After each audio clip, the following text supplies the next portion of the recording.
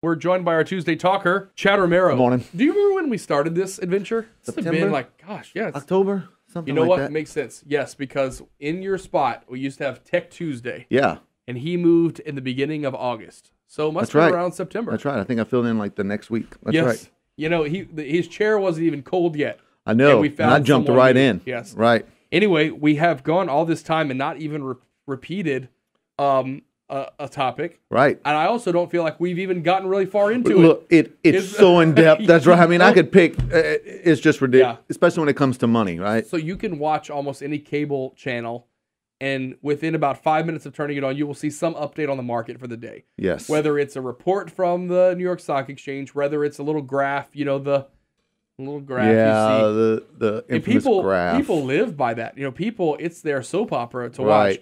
watch. We want to talk about fluctuations in the market today and how it's different before retirement, during retirement. Right. Let's talk about before, if you're in the planning stage right now. So before retirement, I want to pay a lot less attention to it. You know, I'm a long-term planner. Yeah. And I think people need to hear this over and over again, because it is one of the things that, you know, you pull up your little app or somebody comes in the office and they're like, oh, I lost so much percent. My 401ks lose it, right? And then that's the topic of the day. Yep. Well, I don't know. We were down like 330 points yesterday. So just to put it in perspective, if the market had a correction of 10%, and we're hovering somewhere around what? The Dow, 25,000? Yep. That would mean a 2,500 point drop. So when you really put it in perspective, this 330 yesterday is less than 2%. So, and it's all proportionate. A year and a half ago, we were at 18,000, 300, 500 points. You're like, oh my God, this is not a big deal. The ebbs and flows of the market. So look, that's my 101 today. If you had a bad day yesterday and you feel like the world's coming down on you and then your stocks did bad, don't worry. It's not that big a deal. Stick to the long-term plan. And you still go with, what is it, an average of 8% increase year over year? Yeah, look, that's where... Historically, if we're looking at, you know, 80-20, right? A 80 equity, 20 fixed income, or bonds, if you will. Sorry, let me talk Cajun term. So bond... equities and bonds. Yeah, I mean, you're consistently holding at a 7 to 9% rate of return. Wow. Okay. So when you are retired though, and you do have this nest egg that you're living on, and that is it has to last you until you go on to the great reward, or wherever you think you're going. It has to last you that time. You might be paying attention a little bit more, but maybe you should have less risk. So. This is the argument. I think advisors earn all their money after retirement, because that's when, before retirement, go invest in a mutual fund. Everybody can pretty much get, if your behavior is okay. After retirement, I think that's where these guys earn their money, because there truly has to be a strategic plan to make sure investing doesn't stop the day you stop working. Just from purchasing power, right? Or the cost of inflation.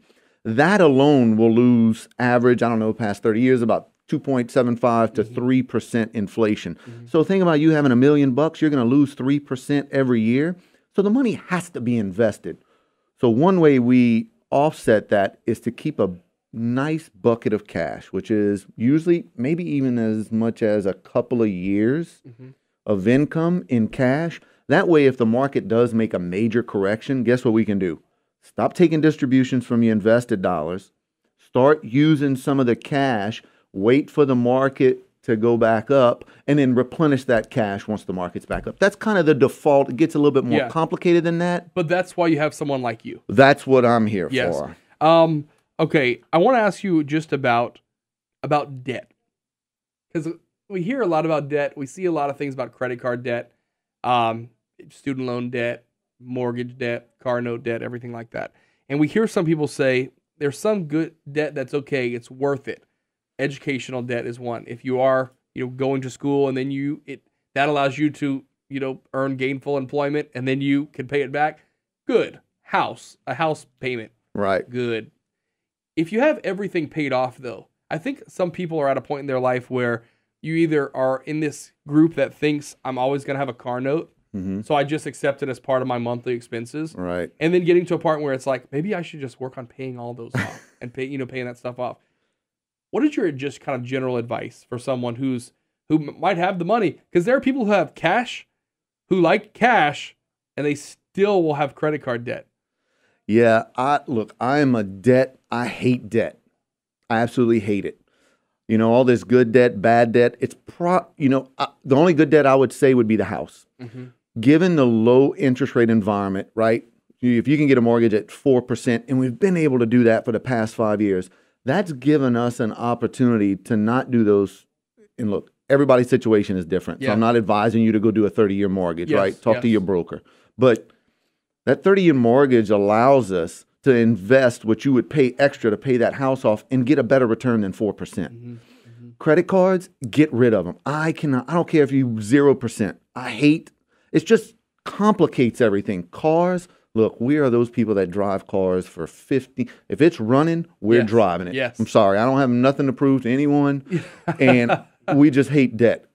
But those people who, as long as you make enough money and you're budgeting the right way and you're saving, I don't care. Every household's going to be a little bit different. Yeah. But I know for simplicity terms, I just absolutely hate debt. You just don't do it. I just hate it. So so then we have the other side who will say you have to use credit to keep your credit score, to maintain credit.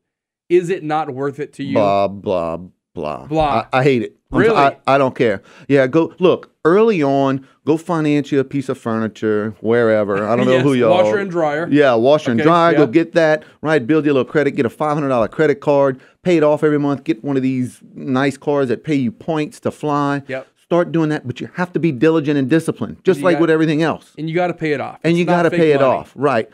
Most 22-year-olds aren't capable of doing that. Yep. So save your money.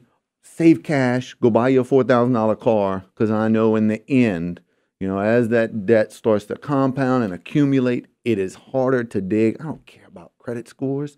If you make enough money, they're going to give you a loan anyway. And I know it's good to start building it a little bit, but at what cost? $30,000 in credit card debt because you weren't disciplined enough or didn't have anyone to help or anything. So I don't know. It depends on the trade-off. I think it's one of those things. I think you mentioned it a couple weeks ago, and you said the hardest people to work with on your side, not that they're hard people to work with, but the hardest people to plan for are those who have never had to work on it, those who have been taken care of. And you know what? I reluctantly raised my hand that I was really lucky when I was in college and my parents really didn't want me to focus on anything else but school. I was doing it secretly, and I had a job here in Lafayette. Right. They didn't know it, but I kind of feel like I had no idea what was going on when I graduated with money, with those types of things. I didn't know because we didn't talk about it. Just talking about it's important. It is. I think that's one of the things where the education system, I don't know if it's high school level, I don't know if it's college level, I don't even know if it's beyond the college level, but there is definitely, we know this, there's not enough education based around just the simplistic financial planning of investments 101, insurance. I mean, that is the most misguided area ever. So, and it depends on who you talk to, because everyone's going to give you different advice. Right, absolutely. There are some people who are going to say you need this much money to retire. Right. And you might say it's much less, or you might say, you kidding me? Where are you going to live? Right. You're not going to have a house? Who are you living with? Right. Chad Romero, the Tuesday Talker. Thanks for coming by. Thanks, y'all.